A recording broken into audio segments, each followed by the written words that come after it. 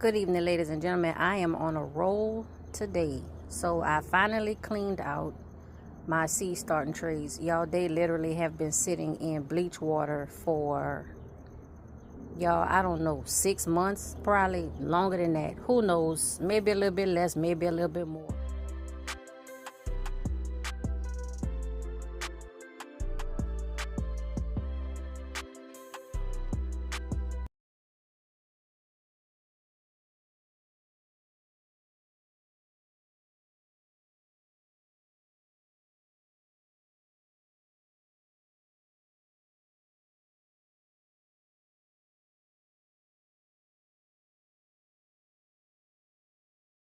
Everything turned out okay except for one. This one broke. I don't know if you can see. Let me see if I can try to focus that. Yeah, this one broke. I mean, I'm still gonna be able to use this cell. I think I'm gonna just have to mark it some kind of way so I know that the bottom is broken. But I'm probably gonna like tape it. I can tape it or something like that. But y'all know, waste not, want not. I'm still gonna use it. So these are finally clean. Now I can actually make my seed starting mix, which I'm gonna do from scratch. Before I show you that, let me show you all the stuff I've been sifting like over the past week or so. So this is all of the compost that I got from my garden group. So I have a 31-gallon trash can, and then I have some small 2-gallon buckets. The Dollar Tree, like 2-gallon, 2.5-gallon buckets with compost in it. This is soil that I already had on hand. This top part is peat moss that was in my my rice challenge bucket. So this is sifted from that. And then this is actually peat moss, and this is what I had left in that 2.2 cubic bag. I had probably like half the bag left, and I've used some of the peat moss for other stuff, but this is all sifted, so that's good to go. And this is gonna be my seed starting mix. So this is on the left. I have probably 1.5 gallon pots, and I use this for like my 1 part. This is a gallon pot, so I probably have like 1 1/3 to 1.5 gallon pots of the perlite. I have 1 gallon bucket or 1 gallon container of the peat moss, and then here is 3 small scoops of earthworm castings, and then this is 2 small scoops of azomite. So that's all I'm putting in there, nothing else. It's gonna be a very simple seed starting mix. I put the earthworm castings and the azomite in there just in case it take me a little bit longer to kind of get stuff going, because once I sow the seeds, I'll have 7 to 14 days germination, depending on, you know, what the plant is, and at the most probably like 2 weeks after that before I need to get everything out of those the starter cells. So y'all, I'm working it. I'm working it. Here is some more of that compost. This one is compost. This one down here is compost. This down here is, I call it the trash, but that's like the larger bits of things that I sifted through. And of course you can't see it because I have all these tools in the way, but this is larger bits of soil and stuff that I sifted through. This bucket is empty, and then this is some more of the compost. So I have this 5-gallon bucket, these 2, this either 2-gallon or 2.5 gallon, and then a whole 31-gallon trash can of compost. So I have a lot of compost to mix with my soil. So this is my seed starting mix. I'm gonna mix this together, hydrate it overnight because of the peat moss. I'm in the process of mixing up my seed starting mix. So this is about how it's gonna look. Like I said, after this I'm gonna hydrate this because of the peat moss. Whew. Y'all, I might have to continue this tomorrow because the mosquitoes are out here, and they got one specific mosquito, and yes, y'all, I know it's the same one, and he is trying to get me, and I'm not trying to get got. All right, ladies and gentlemen, I'm just gonna water this. Like I said, to get this seed starting mix hydrated because of the peat moss. It's about, I'd say 60% perlite, 40% peat moss, and then a little bit of azomite and a little bit of earthworm castings. Seeds don't need nutrition to germinate, but I just want to give them a little boost, especially since I'm starting so late in the season. It's already halfway through April.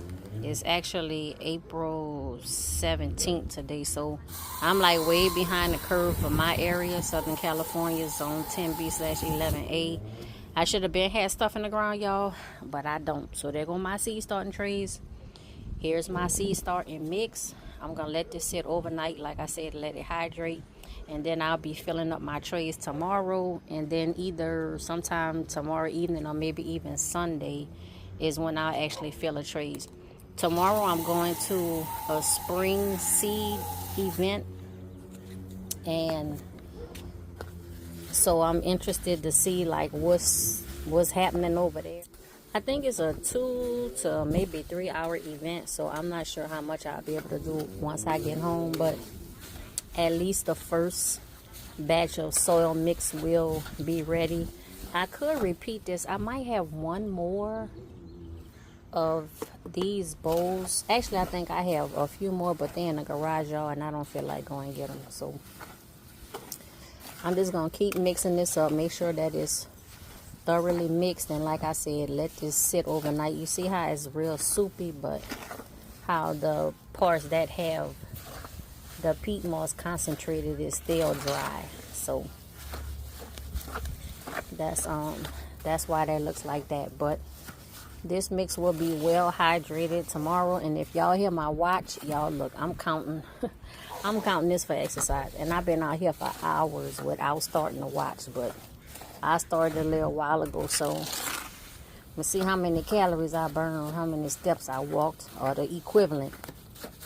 And y'all, I'm just so glad I'm finally seeing the progress of what I'm doing, because it's so much behind the scenes work. Y'all hear me say it all the time, and gardeners, you know, it's so much behind the scenes work and prep work, and you know, just stuff that people, if you don't garden, you might not know or just be aware of all the behind the scenes work that have to be done. And this is just home gardening, let alone if you're a homesteader or a farmer or a commercial farmer. I'm telling you, I got mad respect and mad props, because my grandparents were farmers, homesteaders, like in a real sense, as in if you didn't grow the food or milk the cow or kill the chicken and all that kind of stuff, like you wasn't gonna eat. So that kind. But it is a lot of behind the scenes work, but the more you put into it, the better you get at it, the better your results. So this is still very soupy, but like I said, this is gonna hydrate overnight. Y'all, I'm going inside though, because that mosquito is still trying to get me.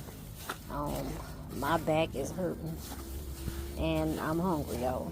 All right, y'all, because I've been talking like the whole time and you haven't seen my face, so here is my face. So I've gotten all of this work done, but I still have to go through, sift the soil, amend, add to the soil that's in all of my 5-gallon buckets. And I have, what is it, 5, 10, so I have 24, so I have 22 5-gallon buckets that I have to fill with soil, and I still have 10 15-gallon, between 15-gallon and 20-inch pots, 10 of those that I also have to fill, that's in my 15-gallon bucket stand. Then you know, hopefully I'll be ready. But once I get these seeds started in my seed starting trays, that can be working on, you know, germinating and stuff like that while I continue getting the rest of my garden areas prepared. I do need to top off the soil in my 2x8 raised beds, all 3 of them really, but for the most part, the 2 main ones, the ones behind me. So these 2 that you see the shade cloth over, those 2, I need to get them topped off before I plant anything in them. So between the 3 2x8 raised beds, the 22 5-gallon buckets, the 10 15-gallon buckets, and then the little odds and ends containers that still have to be prepared with soil, amended, fluffed up, all that kind of stuff to be ready to take seedlings. I got to do all that before the seeds germinate and get too big for the seed starting tree. Yo, it's a lot of work. I mean, but you know how we do.